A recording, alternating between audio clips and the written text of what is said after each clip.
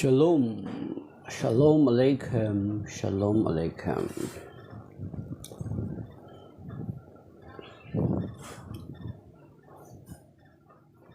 Shalom. So, magandang hapon mga kapatid, magandang araw, magandang gabi sa lahat. Babalik aral ako doon sa Hebrew chapter 1 hanggang chapter 2. Yung part ng chapter 2. Kasi may mga issue doon na kinakailangan i-clarify.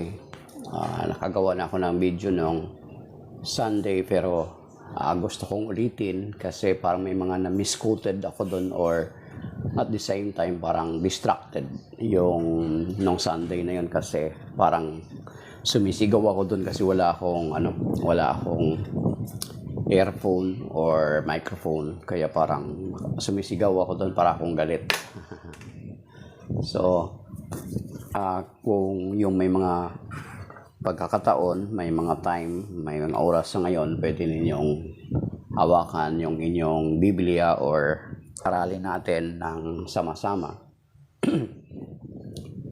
para at least bilang Katoliko ay hindi tayo may alam tayo patungkol sa banal na kasulatan sapagkat ang banal na kasulatan ang Catholic Church ang Catholic Church ang nag-compile nito or nagsama-sama ng mga aklat ng Biblia and then tinawag din natin ito na Biblia or banal na kasulatan, maging yung mga chapter at verses kung inyong saliksikin, tayo rin sa Catholic Church ang nagbigay or naglagay ng mga chapter at mga verses. So, yung mga separated brethren natin ay nakigamit na lang, yet sila yung mga masisipag magbasa nito. So, talo pa tayo na mga Katoliko. So, dapat tayo yung nag-compile, nagsama-sama ng aklat, then later on, tayo rin ang Catholic Church din ang naglagay ng mga chapter at mga verses, yet tayo yung many of us ng Catholic ay hindi familiar sa banal na kasulatan. So at least dito, we are trying to study little by little at ito yung gusto kong balikan na aral doon sa Hebrew chapter 1 kasi may mga need to be clarified dito sa part nitong Hebrew chapter 1 and then hanggang chapter 2. Umpisa natin. Sabi rito, ang gamit ko is yung New American Bible. Magandang Balita Biblia ay printed siya ng Philippine Bible Society. Ang Philippine Bible Society ay hindi siya Catholic publication. Ito rin.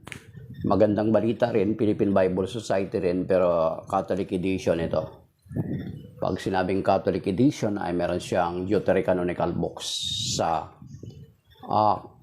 Protestant Bible, walang Deuterocanonical books. Yung 7 books ng Tobit, Judith, Maccabees, yan, Esther, then yung may part sa Daniel, Baruch, yan. Yung 7 aklat na wala sa Protestant Bible, nasa atin, meron.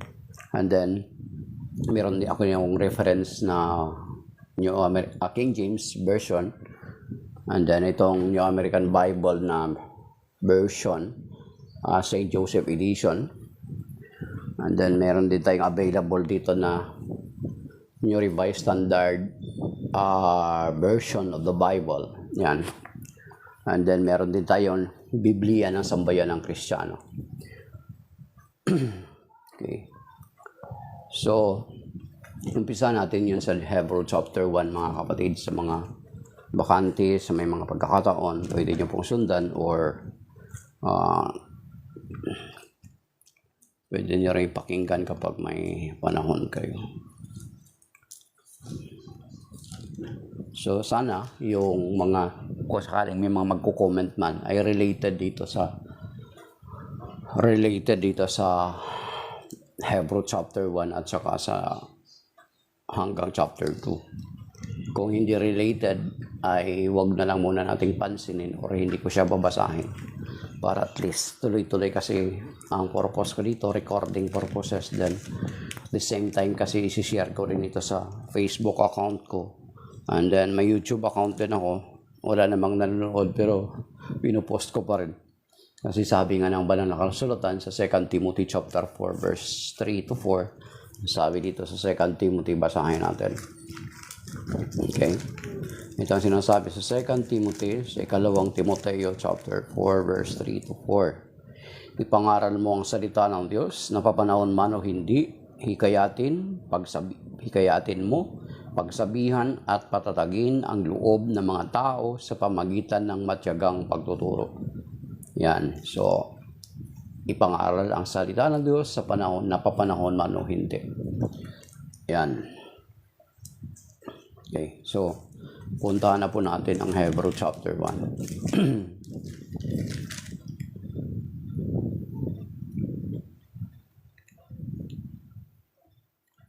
Sa Hebrew chapter 1, sabi dito, verse 1, noong una, nagsalita ang Diyos sa ating mga ninuno sa iba't ibang panahon at sa iba't ibang paraan sa pamamagitan ng mga propeta. Sa verse 2, ngunit ngayon, siya ay nagsalita sa atin sa pamamagitan ng kanyang anak. Sa pamamagitan ng anak ay nilikha ng Diyos ang sansinukob at siya ang itinalaga niyang magmay-ari ng lahat ng bagay. Yan. Sa verse 3. Sa verse 2, ngunit ngayon, actually dito sa isang version ng salin, siya ngunit nitong huling panahon, ang sinabi doon sa Hebrew chapter 1 verse 2, sabi niya, ngunit sa huling panahon, nitong huling panahon, ay nagsalita siya sa pamagitan ng kanyang anak. Sabi dito.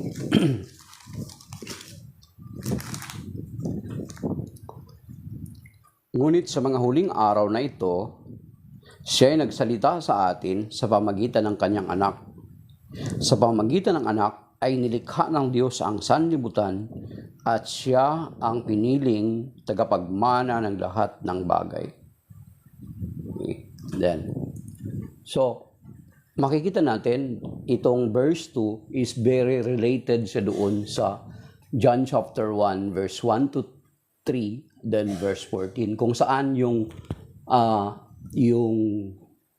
verse na yon or mga passages na yon, yung mga verses na yon ay tinatanggihan ng ng ilang mga sekta na ayaw kumilala sa Panginoong Jesucristo bilang Diyos. Sapagkat ang pagkakilala nila sa Panginoong Jesucristo or pagkilala nila sa Panginoong Jesucristo ay tao lamang. So kung puntahan natin doon sa John chapter 1 para makita natin yung relationships nito, yung ibig sabihin yung John chapter 1 verse 1 to 3 then verse 14, itong Hebrew chapter 1 verse 2 ay kinukumpirma or pinatutuhanan niya na ang tinutukoy doon sa John chapter 1 verse 1 to 3 hanggang verse 14 ay ang Panginoong Hesukristo. Sabi rito, nang pasimula ay naroon na ang salita. Ang salita ay kasama ng Diyos. Okay? Maintindihan naman natin, Tagalog naman, ano? At ang salita ay Diyos. Sa pasimula ay kasama na ng Diyos ang salita. Nilikha ang lahat ng bagay sa pamagitan niya at walang anumang nalikha nang hindi sa pamamagitan niya. Yung word take note, yung niya instead na it. Kung word lang na yung utterance lang na word ang tinutukoy, dapat hindi niya ang ginamit kundi it. So siguro at least nakapag-aral naman tayo sa high school, meron naman tayong grammar. Ano? Sa high school may grammar na, di ba? May balarila na. So kung it refers to a thing or hindi siya tao, dapat it ang gawin. Through it, all things were created through it. But ang ginamit is niya or through him. Niya in English, him. Through him, all things were created. Sabi ni, verse 3, Nilikha ang lahat ng bagay sa pamamagitan niya at walang anumang nalikha ng hindi sa pamamagitan niya. So, ang Hebrew chapter 1 verse 2 ay pinatutuhanan o kino-confirm niya na ang Panginoong Kristo ang siyang tinutukoy dito. Noong una, balikan natin, noong una nagsalita ang Diyos sa ating mga ninuno sa iba't ibang paraan at sa iba't ibang paraan sa pamagitan ng mga propeta. Ngunit sa mga huling araw na ito, siya ay nagsalita sa atin sa pamagitan ng kanyang anak. Sa pamagitan ng anak ay nilikha ng Diyos ang sanlibutan at siyang piniling tagapagmana ng lahat ng bagay. So, you see, ibig sabihin na yung sinasabi sa John chapter 1 verse 1 to 3 ay ang Panginoong Jesucristo na sa pasimula ay kasama na siya ng Diyos at sa pamagitan niya nilikha ang lahat ng bagay. Pinatutuhanan o kino-confirm ng Hebrew chapter 1 verse 2. Okay? Then sa verse 3, nakita sa anak ang kaluwalhatian ng Diyos kung ano ang Diyos. Take note. Nakita sa anak ang kaluwalhatian ng Diyos kung ano ang Diyos ay gayon din ang anak. Siya ang nag-iingat sa sansinukob sa pamagitan ng kanyang makapangyarihang salita. Pagkatapos niyang linisin tayo sa ating mga kasalanan, siya ay umupo sa kanan ng makapangyarihan doon sa langit. So, pagkatapos niyang linisin tayo sa ating mga kasalanan, in what way na nilinis tayo ng Panginoon sa ating kasalanan? Sa pamagitan ng kanyang pagtitigis ng kanyang dugo doon sa cross ng Kalbaryo. So, itong part din na ito related din doon sa sinabi ni St. John sa John chapter 1 verse 29, di ba? Nung makita si ni St. John, pinakilala siya ni St. John or na-recognize siya ni St. John, the baptizer, John the Baptist, na sinabi niya, "Behold, the Lamb of God who takes away the sins of the world." So, John chapter 1 verse 29, tingnan niyo po doon. Okay? So, pagkatapos, siya ang nag-iingat sa sansinukob sa pamagitan ng makapangyarihang salita. Pagkatapos niyang ilinisin tayo sa ating mga kasalanan, siya ay umupo sa kanan ng makapangyarihan doon sa langit. So, binibigyan natin ng emphasis ito kasi meron ditong verse mamaya sa chapter 1 na ito na ang sinasabi nila is, Ming, ito ka sa labas. So, doon ka sa labas, sige na. Psst! Ming. O doon ka na lang sa labas, mamaya habulin ka nila, mag-iingay mag-iingay sila sa baba. So,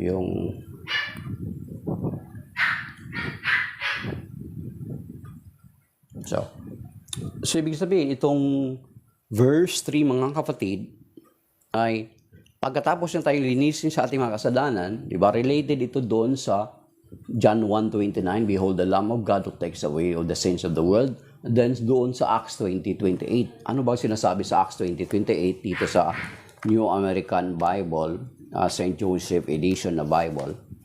So, yung kinukuha natin yung mga relationship, mga kapatid, yung mga parallel nitong verses dito sa Hebrew chapter 1.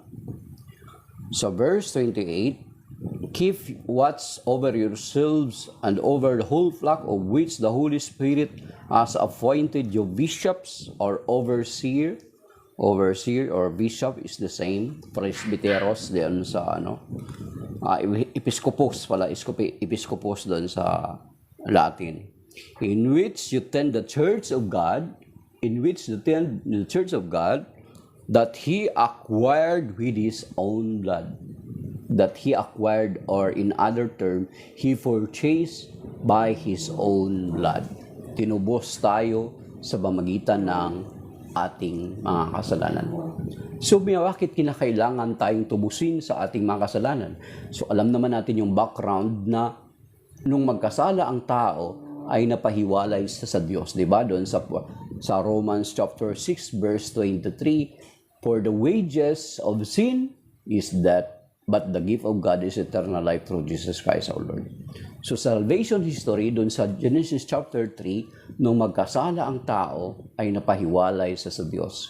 Kung makikita natin dun, kung very sensitive lang tayo at nabasa na natin yung Genesis chapter 3, makikita natin doon na prior sila palayasin sa Garden of Gethsemane, ay di ba nagtakip muna sila ng mga dahon para mapagtakpan yung kanilang kahubaran. Yet later, bago sila palayasin ng Diyos, ay pinabihisan sila ng Diyos ng balat ng hayop. So what does it mean yung gesture na yun, mga kapatid? Ibig sabihin na para mapagtakpan ang kanilang kasalanan ay nagpatulo ang Diyos ng dugo ng hayop para mapagtakpan ang kanilang kahubaran o ang kanilang kasalanan.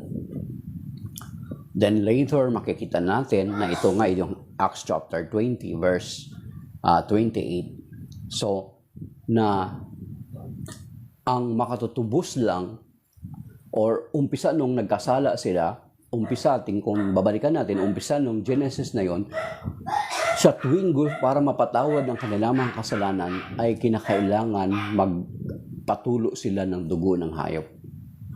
Then, isa pa, makikita natin, ang isa pa doon sa prefigurement or typology na tinatawag, yung kay Abraham, kung saan si Abraham ay ihahandog na sana ang kanyang anak na si Isaac doon sa Genesis chapter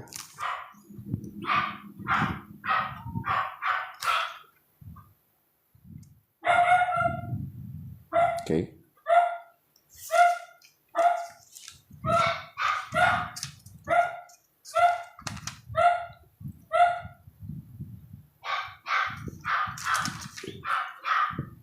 Genesis chapter 22, na kung saan ialay sana ni Abraham doon ang kanyang anak.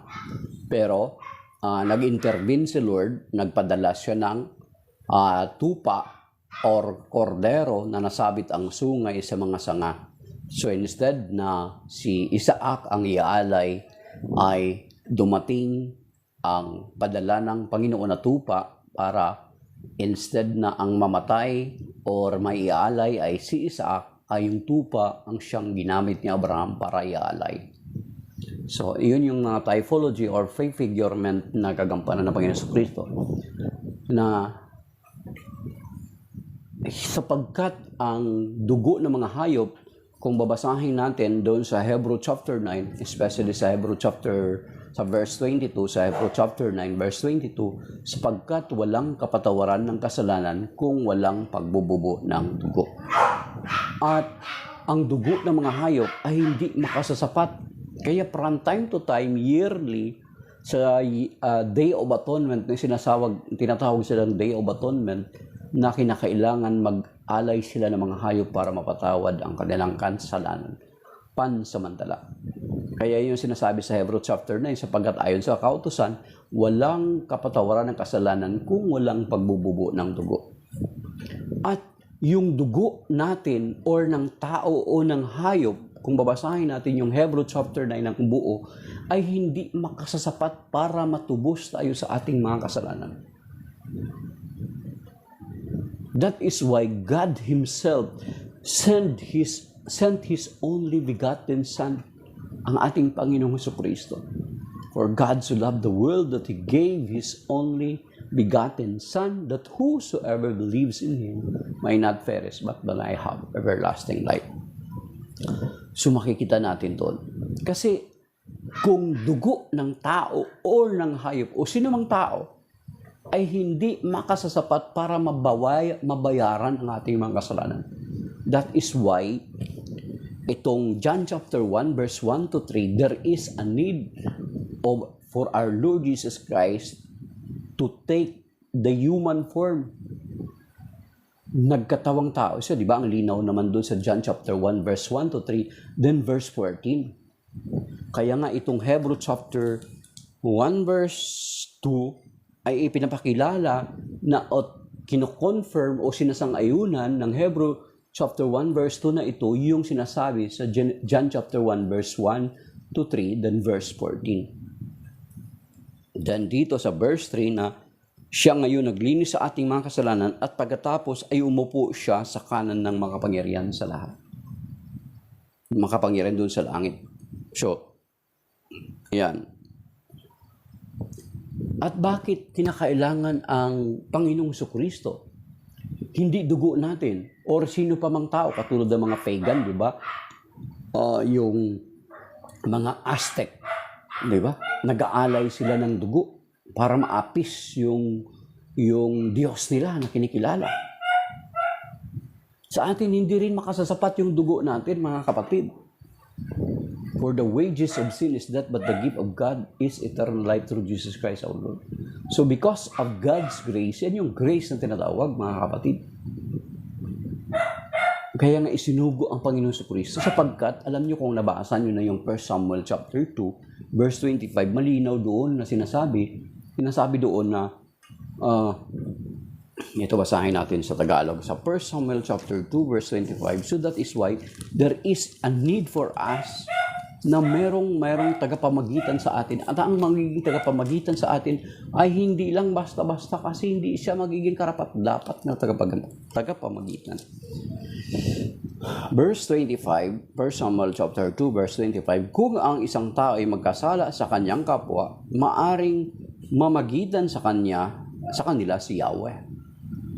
Ngunit, sino ang mamamagitan kung kay Yahweh siya magkasala? Sino ang mamamagitan? Sino magiging karapat-dapat na magiging tagapamagitan natin kung kay Yahweh siya magkasala? Kaya nga, yun yung there is a need that the Lord Jesus Christ ay nagkatawang tao. Yun yung sinasabi sa John chapter 1, verse 1 to 3, then verse 14, na sinasang-ayunan naman ng Hebrew chapter 1, verse 2. Ngunit sa pangahuling araw na ito, siya nagsalita sa atin sa pagitan ng kanyang anak. Sa pagitan ng anak ay nilikha ng Diyos ang sanlibutan at siya ang piniling tagapagmana ng lahat ng bagay. Then sa verse 3, nakita sa anak ang kalwalhatian ng Diyos. Kung ano ang Diyos ay gayon din ang anak. Di ba ang linaw? Siya ang nag-iingat sa sansinukob at sa pagitan ng kanyang mga kapangyarihang salita. Pagkatapos niyang linisin tayo sa ating mga kasalanan, siya umupo sa kanan ng mga kapangyarihan doon sa langit. Ano sabi dito? Nakita sa anak ang kalwalhatian ng Diyos. Kung ano ang Diyos ay gayon din ang anak. So you see, doon sa John chapter 1 verse 14, tingnan natin, balikan natin. Related din ito doon sa verse 14, mga kapatid. So, buksan niyo po sa Bible niyo sa John chapter 1 verse 14. As much as possible, may Bible kayong hawak. Huwag lang yung copy-paste lang kung ano lang yung sinaksak sa computer ng utak mo, ng ministro mo. Yun lang yung anuhin mo. Dapat bigyan mo rin ng benefit of the doubt. Ito yung totoong pagsusuri. Ibig sabihin, both side. Nakinig ka na sa ministro mo nakinig ka na sa pastor mo dati kang Katoliko, why not consider to listen also sa side ng Catholic Church? Kasi dati kang Katoliko Yun ang totoong pagsusuri. Kung bakasan you are considering both sides. Kung nagsusuri ka, doon lang. Magsuri ka kapatid, ganun, doon sa side lang na yun. Pero hindi mo sinuri mo na yung pananampalatayang Katoliko mo prior ka umalis. So, hindi makatwiran na pagsusuri yan. Hindi totoong pagsusuri yan. This sa John chapter 1 verse 14, sabi dito, naging tao ang salita at siya'y nanirahan sa piling natin, nakita namin ang kanyang kapangyarihan at kadakilaan, puspos ng pag-ibig at katapatan, tinanggap niya mula sa Ama ang kapangyarihan at kadakilaan ito bilang bugtong na anak. So, ang kalwalhatian sa English, ano yung maganda yung pagka-mention sa English. Verse 14, sabi dito, and the Word became flesh and made His dwelling among us, and we saw His glory, the glory as of the Father, the glory as of the Father's only Son, full of grace and truth. You see? And then, alam nyo pa, may related verse pa ito, mga kapatid. Dito sa Colossians chapter 1, sa Colossians chapter 2, verse 9. Okay? Yung relationship, kina-compare natin yung relationship, yung mga parallel, tinitingnan natin.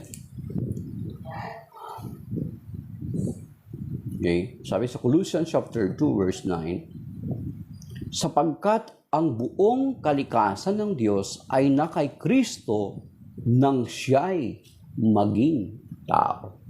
So, ang buong kalikasan ng Diyos ay na kay Kristo nang siya'y maging tao. Bakit maging tao?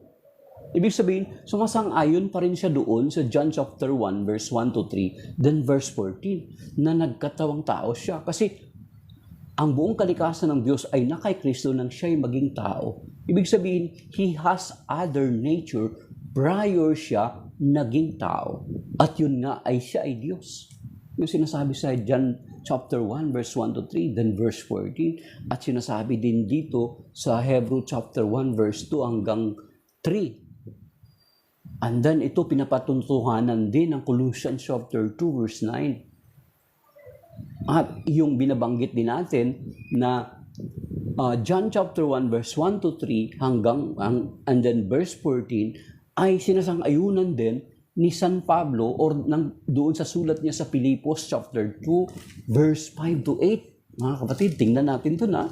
So yung interrelation nitong mga sinasabi dito sa Hebrew chapter 1 ay kinoconnect natin. Inuugnay-ugnay natin. Kasi ang Biblia, mga kapatid, sa pag-unawa po sa Biblia, ay hindi natin siya pinagkukontra. Dapat nire-reconcile natin yan. If it seems kung sa tingin natin ay may mga kontrahan, hindi ikontrahan sa pag-unawa natin yun. Kasi ang Biblia may unity, kaya isa sa katangian ng Biblia, bakit pinaniwalaan natin na salita sa ng Diyos because of its unity.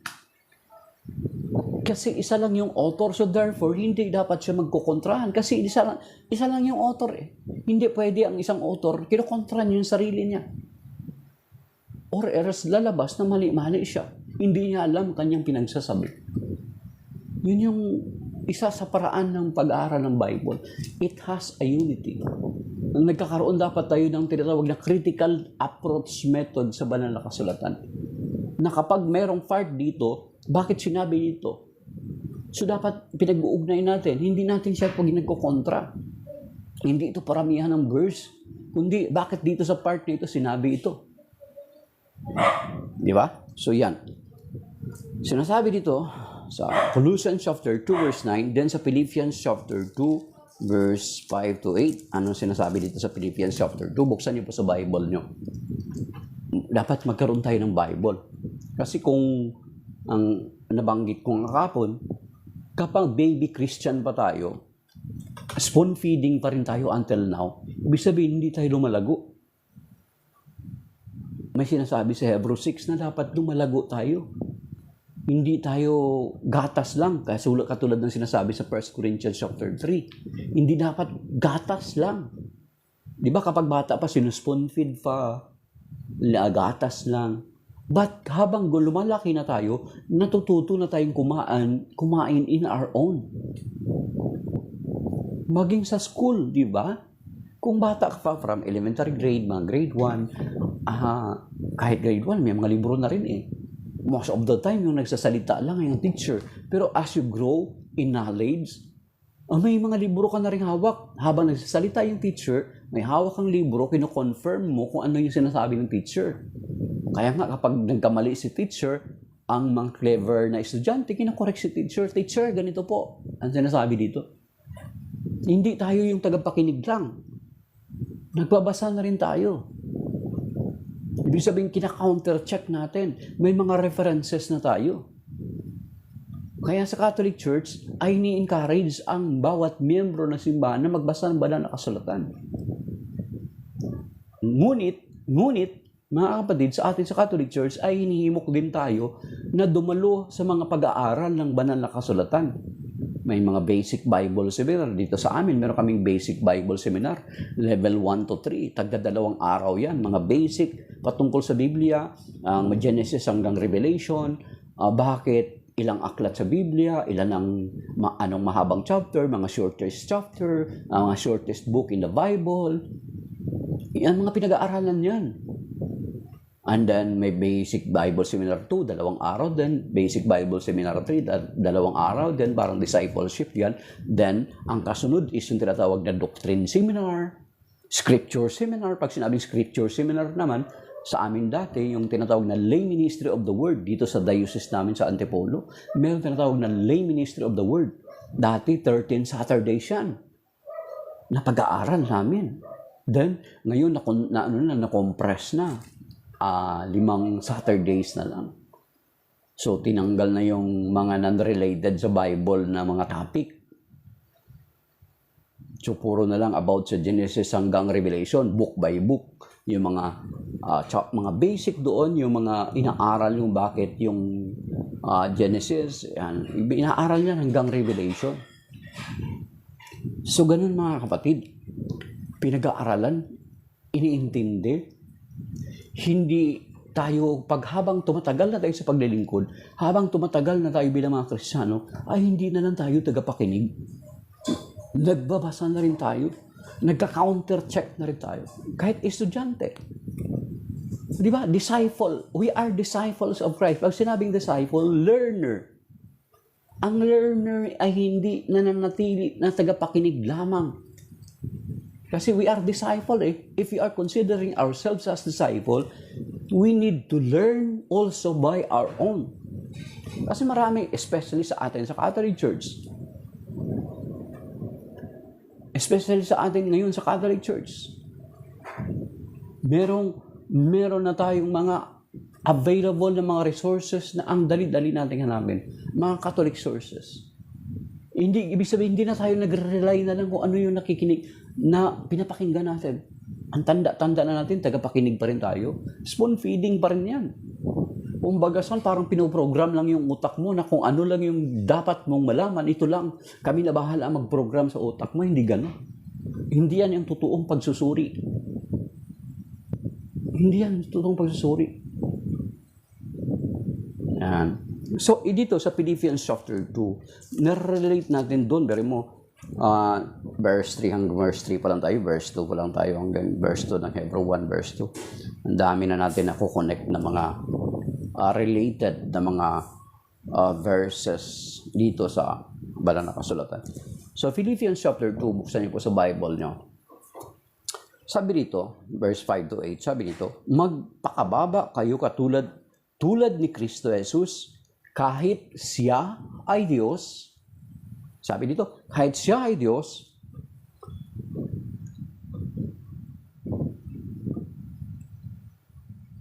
hindi siya nagpumilit na manatiling kapantay ng Diyos.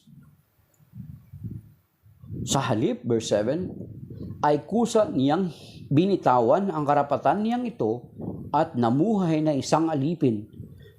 Ipinanganak siyang tulad ng isang karaniwang tao. Siya ay nagpakababa at naging masunurin hanggang kamatayan. Oo, hanggang kamatayan sa cross.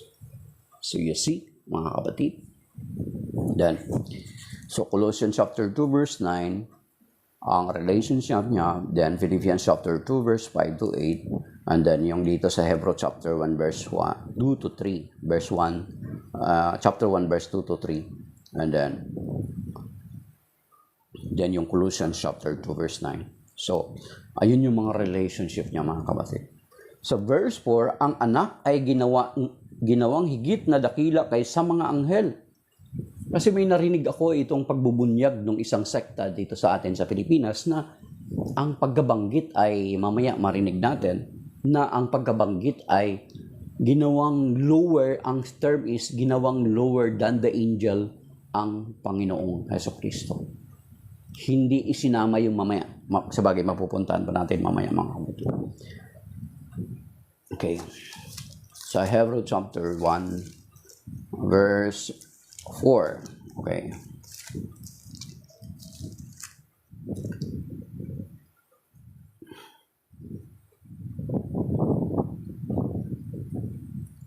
At kung paanong higit na dihamak ang pangalang ibinigay ng Diyos sa anak, gayon din siya ay higit na dihamak sa mga anghel. Gayon din higit na dihamak siya sa mga anghel. Sapagkat, verse 5, sapagkat hindi kailanman sinabi ng Diyos sa sino mang anghel, ikaw ang aking anak. Yan, remember? Sapagkat hindi sinabi ng Diyos sa sino mang mga anghel, ikaw ang aking anak. Ako ang iyong ama. Ni hindi rin niya sinabi sa kanya, kanino man sa mga anghel, ako'y magiging kanyang ama. Hindi niya sinabi sa anghel. At siya'y magiging anak ko. So, yun yung patungkol sa anghel, na hindi niya sinabi sa mga anghel yung mga ganito. So, verse 6, at nang susuguin na ng Diyos ang anak, na ng Diyos ang kanyang bugtong na anak sa sanlibutan, ay sinabi niya, dapat siyang sambahin ng lahat ng anghel ng Diyos.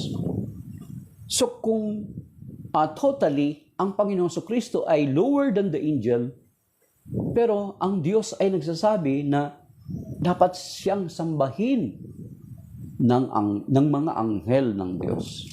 So, you see? Ayan, balikan nyo sa inyo, intindihin nyo sa Bible nyo. At kung paano higit na dihamak ang pangalan binigay ng Diyos sa anak, gayon din siya higit na dihamak sa mga anghel. Sapagkat hindi kailanman sinabi ng Diyos sa sino mang anghel, ikaw ang aking anak, ako ang iyong ama. Hindi niya sinabi sa kanino man sa mga anghel, ako ay magiging kanyang ama at siya ay magiging anak ko. Yan, verse 6, at nang susuguin na ng Diyos ang kanyang bugtong na anak sa sanlibutan, ay sinabi niya, dapat siyang sambahin ng lahat ng anghel ng Diyos. So you see? So kung pinasasamba ng Diyos ang anak sa mga anghel, how much more tayo na mga tao? Diba? Then verse 7, tungkol yan. Sa verse 7, yun may mga dapat. Ito yung mga ika-clarify natin. Ito is mga clarification din. Tungkol naman sa mga anghel, ay sinabi niya, ginawa niyang hangin ang kanyang mga anghel at ningas ng apoy ang kanyang mga lingkod. So, ang katangian pala ng mga anghel ay ang ginawa niyang tungkol, sa verse 7, ngunit tungkol naman sa mga anghel ay sinabi niya, ginawa niyang hangin ang kanyang mga anghel at ningas ng apoy ang kanyang mga lingkod. So, hangin ng mga anghel at ningas ng apoy. So, kung may nagpapakilala na anghel, pero tao na namatay or naglalakad, hindi siya makakwalify dito sa sinasabi sa Hebrew chapter 1 verse 7. Yan. And then, ang related dito, puntahan na natin yung verse 14. Hebrew chapter 1 verse 14, mga kapatid. Itong verse 7 at saka verse 14 is related. Ang sabi dito, ano ang mga anghel kung gayon? Sila ay mga espiritong naglilingkod sa Diyos. Spirit who serves God. At mga sinusugo. Sent. Sinusugo. Pwede ka maging sugo. Pwede tayo maging sugo. Pwede tayo maging mensahero. Katulad ng mga anghel. But we cannot be angel. We cannot be angel. Pwede tayong suguin. Pwede tayong magdala ng mensahe, maging messenger. But we cannot be angel. Malinaw yun. Maging dun sa Matthew chapter 22, nalala niyo yun? Na nagdiskusyon ang mga Saduceo na hindi, yung mga Saduceo, sekta sa mga Hudyo na hindi naniniwala sa resurrection. Anong sabi doon ng Panginoon? Sa muling pagkabuhay, ang mga tao ay magiging parang katulad ng anghel. Pero hindi sinabi na magiging anghel. Malinaw, mga kapatid? Magiging parang katulad tayo ng anghel, but we will not be angel. We will not become angel, mga kapatid. So, ang verse 7, Hebrew 1 verse 7, and then verse 14 is pareho. Ito yung mga anghel, ginawa niyang ningas at sabi niya, ginawa ng hangin ang kanyang mga anghel at ningas ng apoy ang kanyang mga lingkod. Then, verse 14, Sa verse 14, Hebrew 1:14, ano nga ang mga anghel kung gayon sila ay mga espiritong naglilingkod sa Diyos at mga sinusugo niya upang tumulong sa mga maliligtas. So, ang mga anghel ay mensahero ng Diyos, katulad ng kay Angel Gabriel, di ba, sa Luke chapter 1. And then si Angel Raphael, doon sa 2 chapter 12. Then, ang ginawa niyang mensahero, then sinugo niya rin na maging na ipadala ang mensahe kay Mama Mary. Oh, di ba?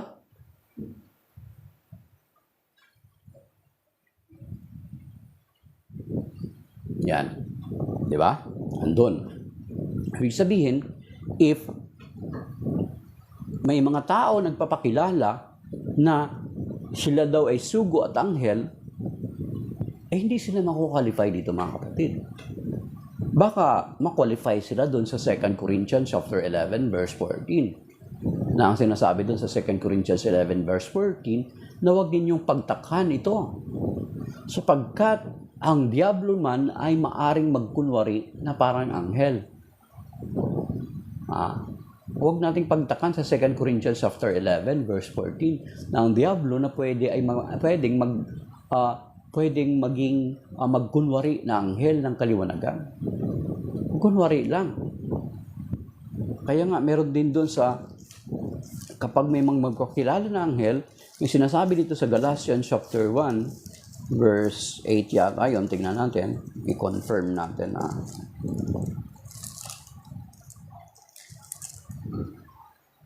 okay, sabi dito sa Galatians chapter 1 verse 8, maging kami o isang anghel man mula sa langit ang mangaral sa inyo ng iba kaysa mabuting balitang ipinangaral sa amin, pakasampain siya. So, kung may mangaral sa inyo, maging anghel, kung anghel man na iba sa ipinangaral ng mga apostol, ay pakasumpain siya.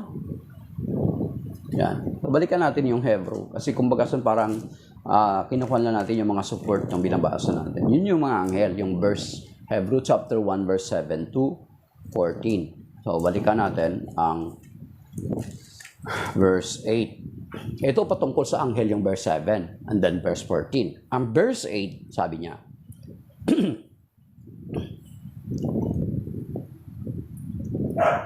sa verse 8, ngunit tungkol sa anak ay sinabi niya.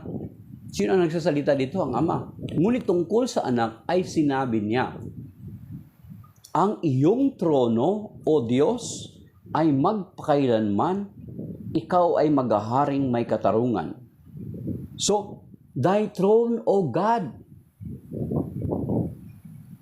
Thy throne, O God, ang iyong trono, O Diyos, ay magpakailanman, ikaw ay maghaharing may katarungan. So, may isang sekta dito sa atin na ang hinanap nila, naghanap talaga sila ng salin. Ano ba yung Jewish public, parang sa Jewish translation, na ang nakita nila is thy throne is God. So kung isasalin natin thy throne is God, is lumalabas na naging luklukan ng Panginoong Jesucristo ang Ama. Samantala, dito rin sa Hebrew chapter 1 kanina, nabasa natin dito sa verse 3, na nang umakyat ang Panginoong Jesucristo ay lumuklok siya sa kanan ng Ama. Yan din yung sinasabi natin sa Apostles' Creed natin, maging dun sa Mark chapter 16. So, hindi ang Ama ang kanyang inupuan. So, kung thy throne is God, is mali. Kaya, mas angkop itong sinasabi dito sa, sabi niya, ngunit sinabi niya sa anak, ngunit tungkol sa anak ay sinabi niya ng Ama ang nagsasalita dito, ang iyong trono, O Diyos, ay magpakailanman, ikaw ay maghaharing may katarungan. So, tingnan natin dito sa King James Version, and then dito sa New Revised Standard Edition. Yung tatlong dito reference, and then ito yung mga Catholic edition kasi itong yung iba, so baka sabihin nila bias.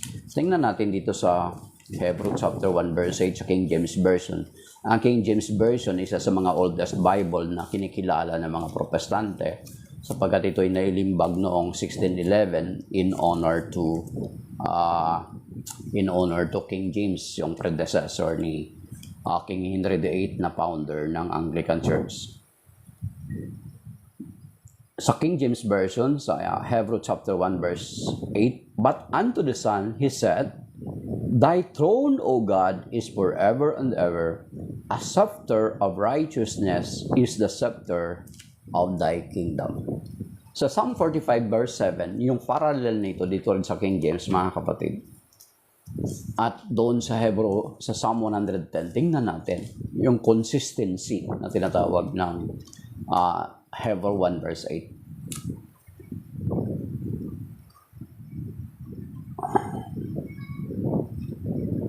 Psalm 45 verse 6 nakalagay dito. Sa Psalm 45 verse 6 dito sa King James Version. Sabi niya, "Thy throne, O God, is forever and ever. The scepter of thy kingdom is a right scepter."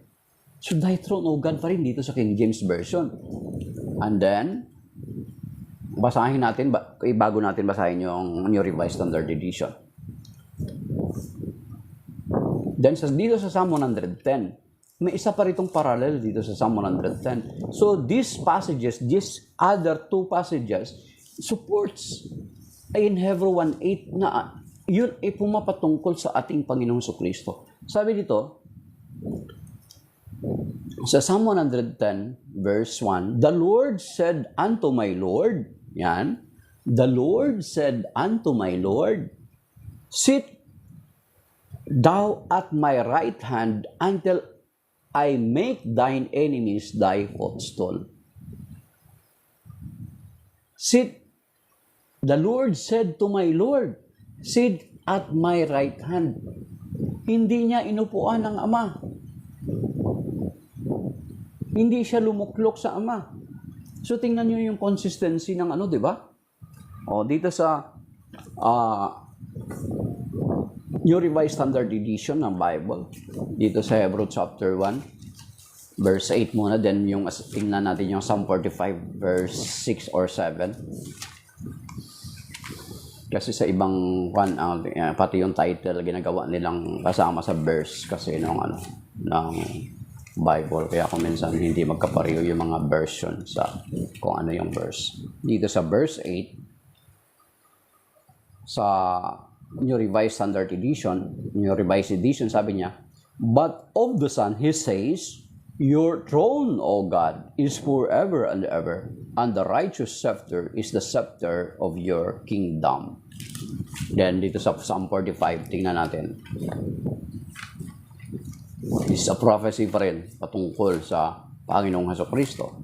Sabi dito,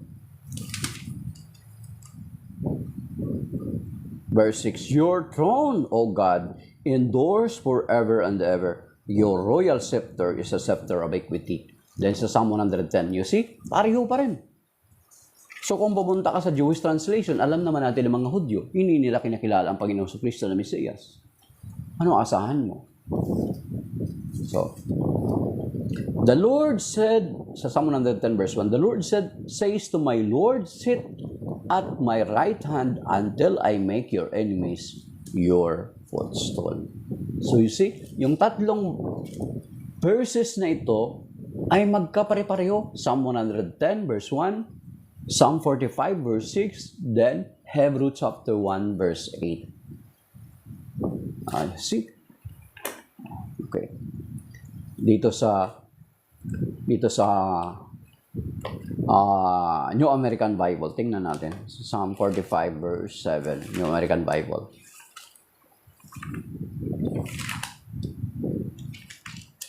So,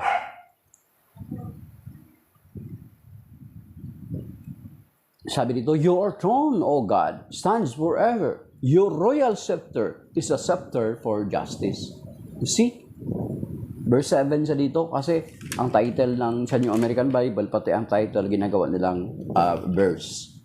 Sa verse 7 dito, "Your throne, O God, stands forever. Your royal scepter is a scepter for justice." Sa Psalm 110, tingnan natin.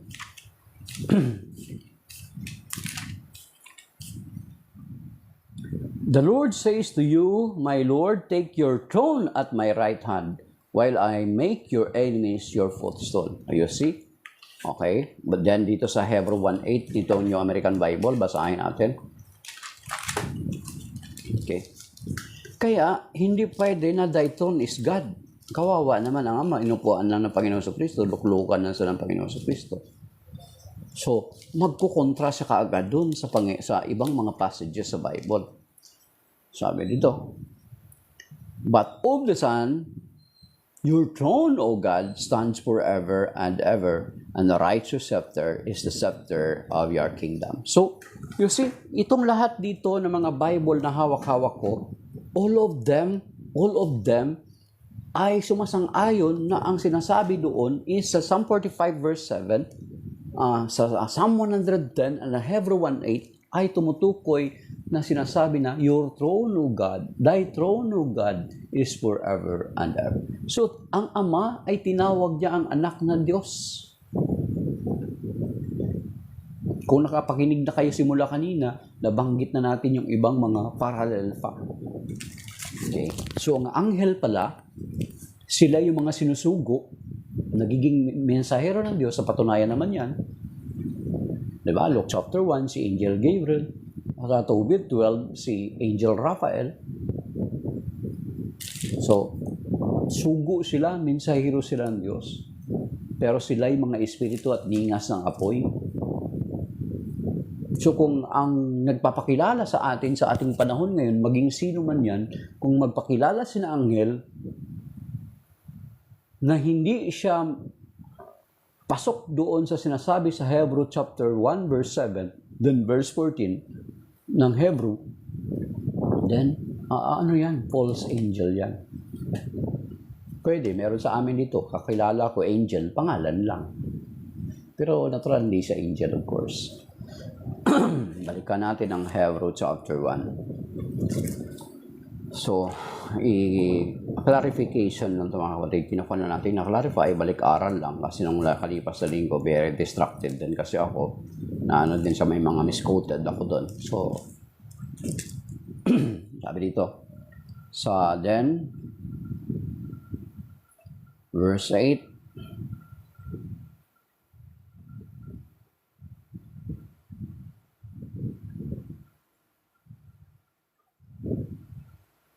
Sa verse 10, sabi dito, sinabi pa rin niya, ikaw, Panginoon, ang lumikha ng sangkalupad at ang iyong kamay ang gumawa ng sangkalangitan. Okay, so related pa rin doon sa Hebrew chapter 1 verse 2 kanina, John 1:1-3, then verse 14.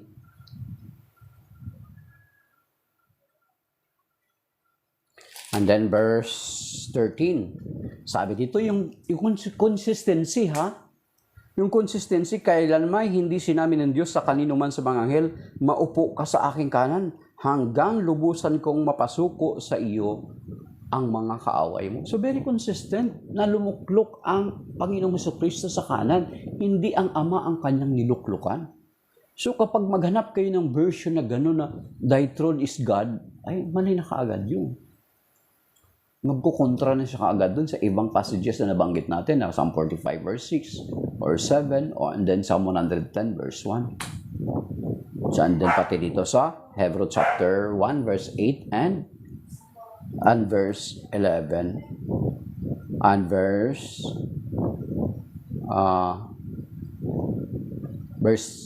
13. Hebrew 1 verse 8, then Hebrew 1:13.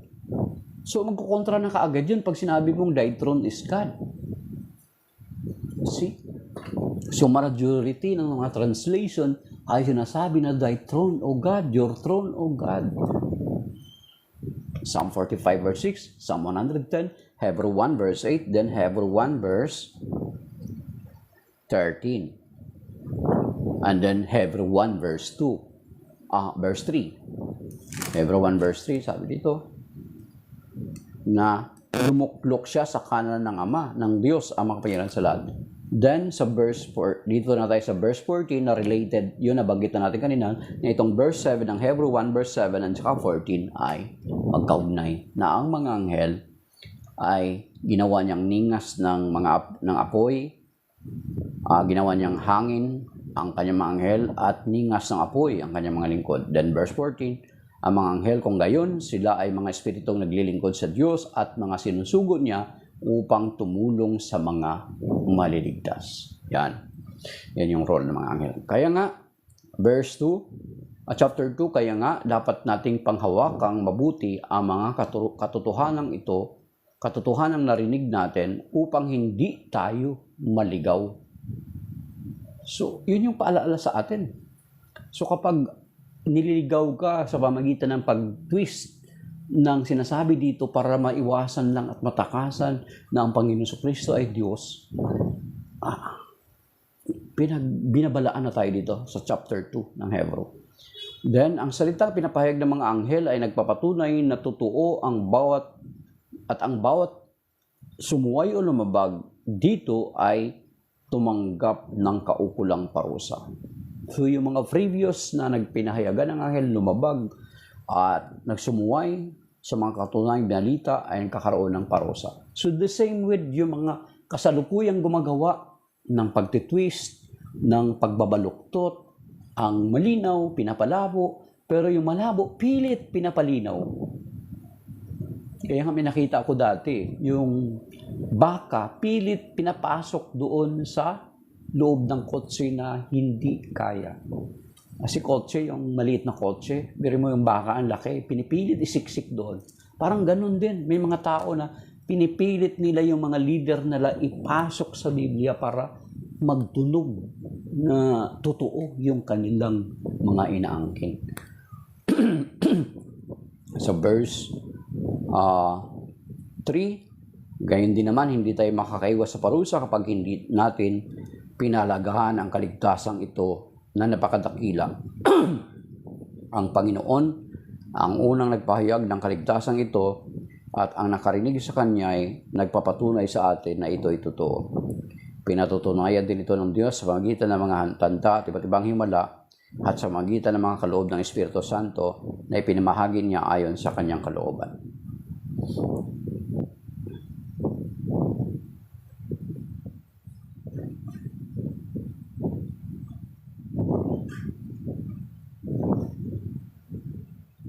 Okay.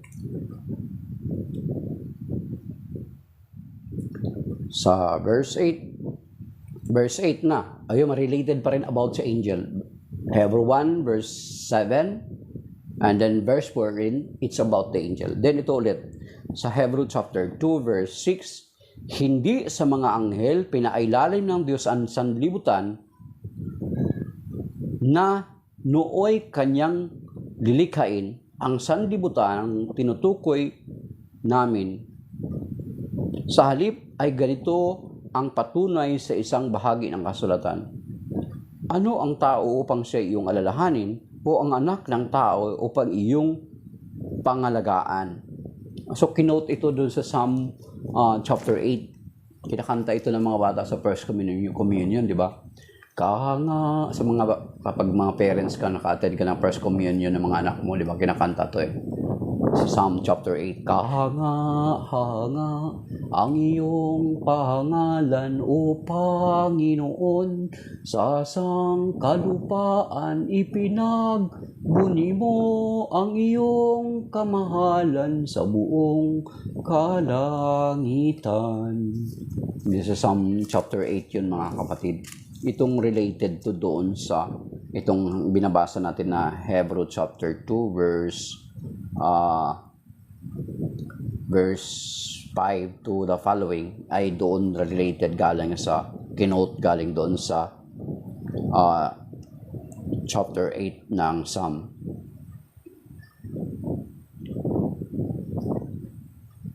Dito sa Psalm 8 verse 4, ano nga ang tao pang iyong alalahanin at ang mga ano nga siya na sukat mong kalingain, nilikha mo siya na halos kapantay ng iyong luningning at kadakilaan.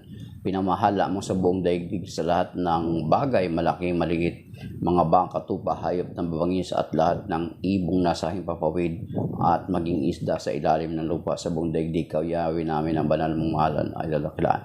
So, kinote yan dito sa itong Hebrew chapter 2 verse verse 6. Sabi niya, sa halip ay ganito ang pinapatunay sa isang bahagi ng kasulatan. Ano nga ang tao upang iyong alalahanin o ang anak ng tao upang iyong pangalagaan? Sandaling panahong siya'y pinababa mo kaysa mga anghel. Sandaling yung word na sandali, yung word na sandali, mga kapatid, Pablo, bro, pwede magtanim. Ang related lang dito sa Hebrew chapter 1 verse 1 and 2, yung entertain ko na tanong. Kung kaya kong sagutin, sasagutin ko, pero kung hindi ko kaya, i-reserve ko muna din hanapan.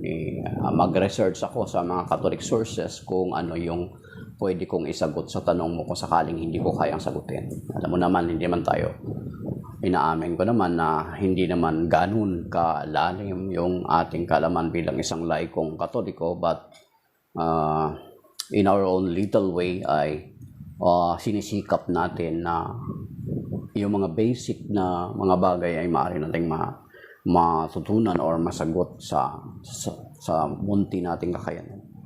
So, ang i-entertain ko na lang is about the topic about dito sa Hebrew chapter 1, then itong sa chapter 2 about sa Panginoong Jesucristo at sa mga anghel. Okay. Then dito sabi niya, sandaling panahong siya'y pinababa. Yung sandaling panahon, inumit nila. Pinababa. Sabi niya, ang Panginoong Jesucristo ay lower than the angel. Ngayon, lower than the angel. Ay, bakit nagiwalay ang Roman Catholic at Orthodox? Nagiwalay noong 1054. Siguro ano ko na lang sa iyo, kapatid, no, para mas detailed yung sagot sa tanong mo.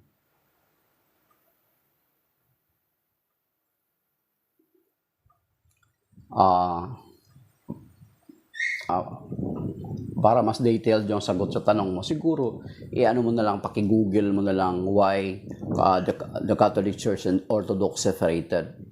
Noong 1054 naganap yun, Catholic answer, kasi para at least mas detailed, so hindi siya related doon sa topic na dinidiscuss ko ngayon.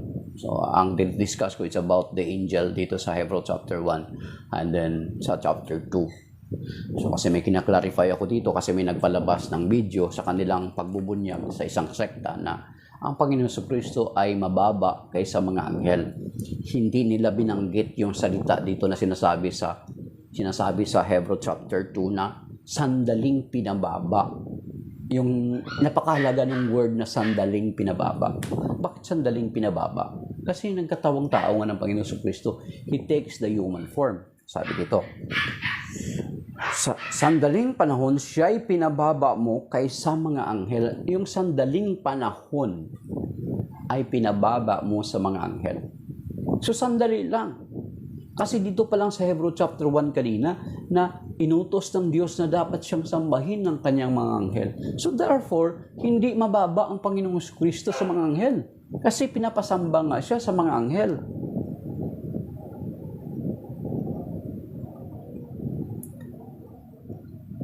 Sa verse 6, sabi ulitin, balik na yung Hebrew 1 verse 6. At nang susuguin na ng Diyos ang kanyang bugtong na anak sa sanlibutan, ay sinabi niya, dapat siyang sambahin ng lahat ng anghel ng Diyos. So kung mababa ang Panginoong Jesucristo, why ang mga angel ay pinapasamba sa Panginoong Jesucristo? Kung mababa ang Panginoong Jesucristo sa mga angel. So, medyo kaya nga nag-worry tayo na sinasagot, binalikan ko to, kasi yung word na term na mas mababa daw ang Panginoong Jesucristo kaysa sa mga anghel, yun yung term na narinig ko sa kanilang pagbubunyag. Mababa daw ang Panginoong Jesucristo kaysa sa mga anghel. Samantala dito sinasabi sa Bible, sabi niya, sandaling pinababa mo siya sa mga anghel. Sandali. Yung inumit na word na yun, napakahalaga, mga kapatid. Bakit sandali? So, related pa rin siya dun sa Philippians chapter 2, verse 5 to 8. Magpakababa kayo katulad ni Kristo na kahit siya ay Diyos, hindi siya nagpilit na manatiling kapantay ng Diyos, bagkus sinubad niya ang katangian ng pagka-Diyos at namuhay na katulad ng alipin. So, sandali lang. Kasi ilan lang nagstay lang dito si Lord? 33 years and a half. 33 years. Nag-ministry siya ng 3.5 years lang. So, sandali lang talaga yun. Yan.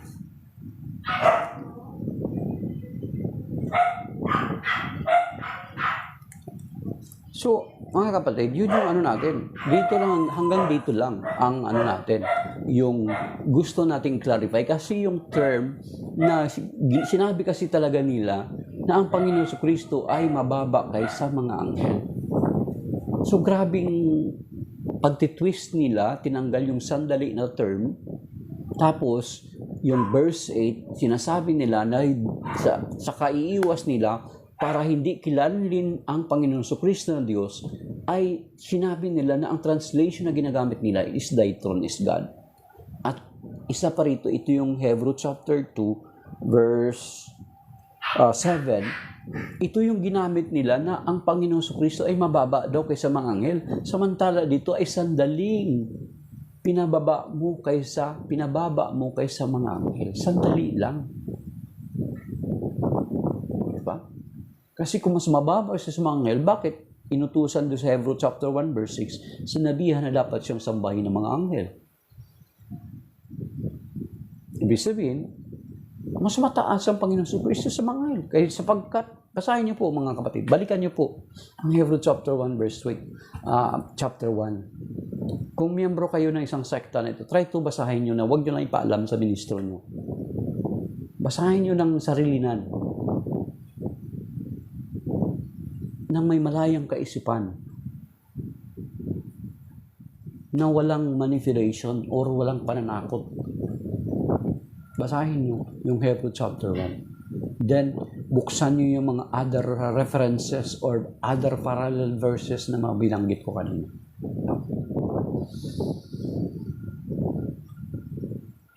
Dapat, kapag matagal ka na sa paglilingkod, hindi ka na spoon feeding. You are studying also by your own. Hindi lang kung ano yung isasaksak sa utak natin.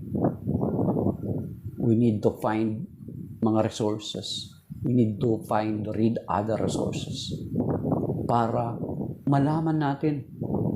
Di ba kapag nag-aaral ka sa school, ang mga estudyante, may mga libro. Grabe ka, di ba, kawawa ngayon mga bata ngayon.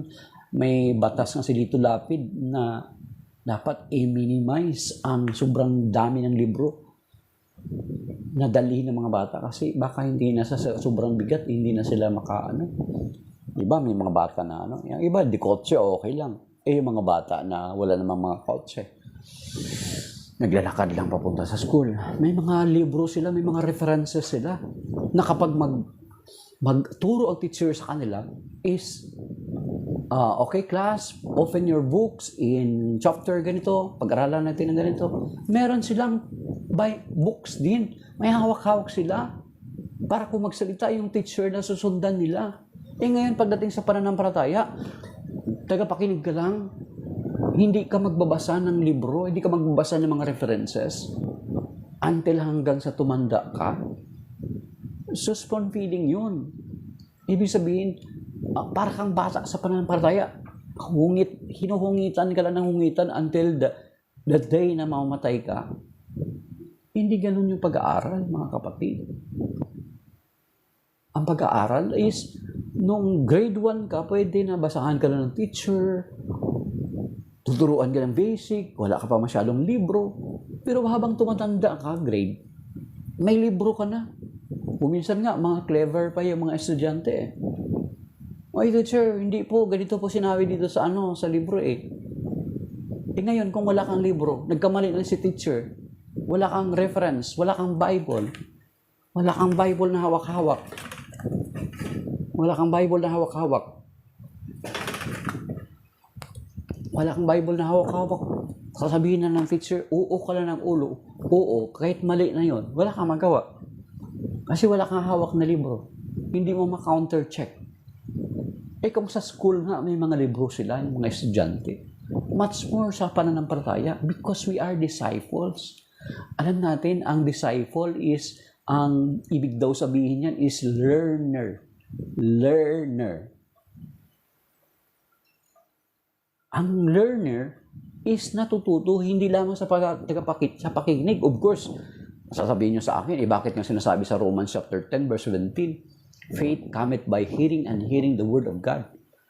But to say to tell you frankly, sinabi ni St. Paul yun. Kasi noong during that time, ng first century, wala pa namang na-compile na banal na kasulatan. Na-compile lang ang Biblia noong 4th century. Yung kabuuan. Of course, may mga fragment na, may mga kasulatan na noon nag-exist. Katulad nung binasa ng Panginoon, yung aklat ni Isaiah sa Luke chapter 4, verse 16 to 8 to 20. Yes, pero na-compile ang kabuuan ng Biblia noong 4th century. Kaya nga sinasabi sa Romans chapter 10, verse 17, faith cometh by hearing, and hearing of the word of God.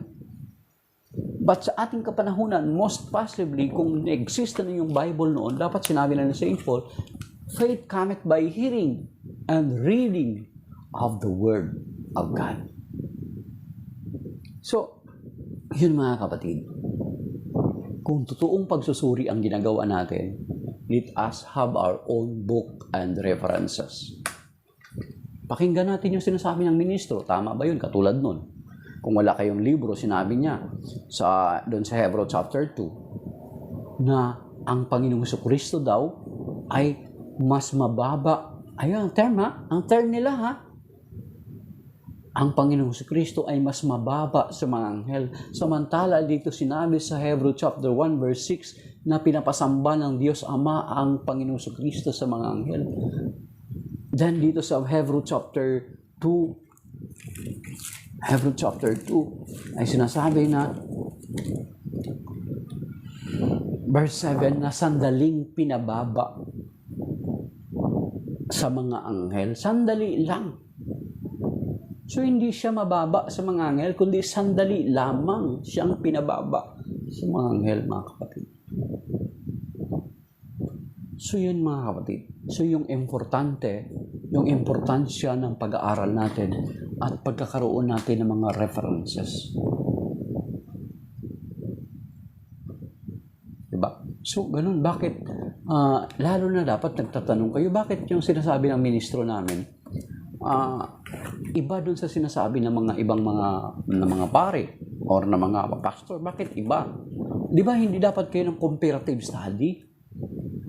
Di ba dapat pagkakaroon tayo ng comparative study? Critical thinking. Hindi na tayo bata. Kasi kapag kung ano lang yung gusto mong marinig, yun lang yung sasabihin nila, ay, delikado yan, mga kapatid. So we need to study our own. Kasi hindi na nga tayo bata. Kung bata ka pa, spoon feeding ka pa. Pero kapag tumatagal ka na, is hindi ka na dapat nanatili na spoon feeding. Kaya yung sinasabi ni St. Paul sa 1 Corinthians chapter 3, kasama ka doon. Hindi ko kayo makakausap na parang katulad ng isang matanda sapagkat kayo bata pa. Sa pananampalataya at bata pa hanggang ngayon, na kailangan pa rin gatas ang ipainom sa inyo.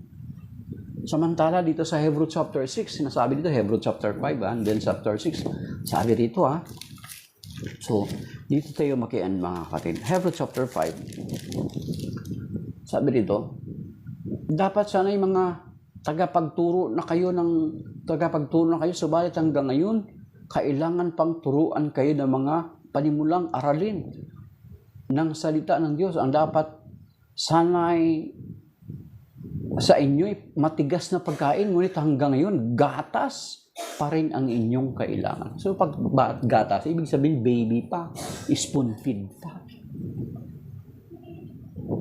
Kailangan durugin pa yung patatas para ipakain sa bata. Parang ganun yung ginagawa natin sa sistema natin, sa ating pananampalataya. Kung ang estudyante nga nagdadala ng libro, takot-takot na libro. Tapos pagdating sa pananampalataya natin, sa ating pananampalataya, wala man lang tayong Biblia, wala man lang tayong other references books. Magsalita lang yung ministro, magsalita lang yung pastor, oo ka lang ng oo, without counter-checking kung tama ba yung sinasabi niya. Something wrong, mga kapatid.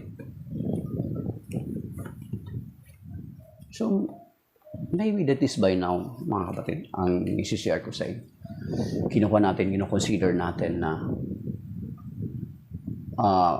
ang pagsusuri is dapat kabuuan, hindi one-sided.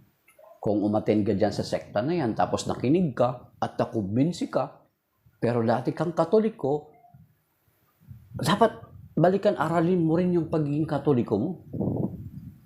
Then, kapag napakinggan mo na both side, or yung kabuang side, the whole, yung kabuuan, the whole, pwede ka na magdesisyon.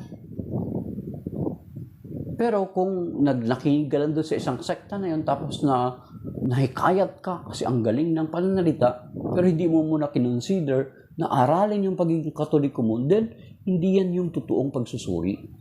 I'm sorry to say, hindi yan yung totoong pagsusuri, mga kapatid. Sana maging clever tayo katulad ng mga estudyante. Magbabasa ang teacher ng books. Kung minsan sasadyain ng teacher na mali.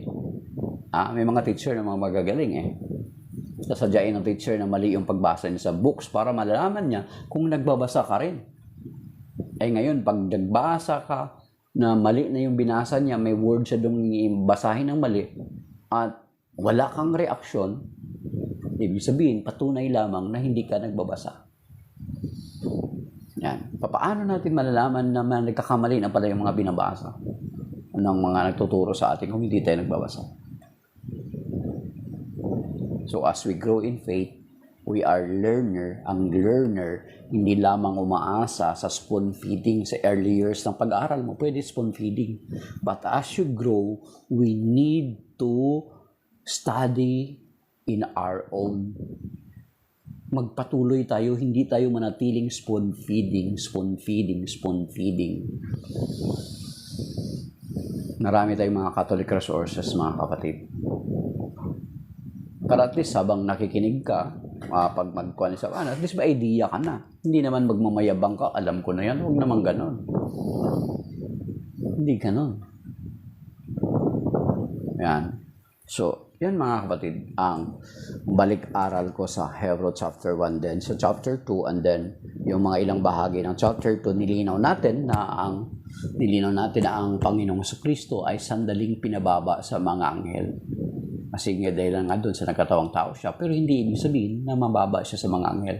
Sapagkat malinaw na sinasabi sa Hebrew chapter 1 verse 6 na inutusan ng mga anghel na dapat sambahin ang Panginoong Jesucristo ng lahat ng anghel ng Diyos. So maybe that is by now, mga kapatid. Shalom, and may God bless us all. May God keep us safe and sound this weekdays, Monday, and then the following day. Shalom, and may God bless us all. Amen.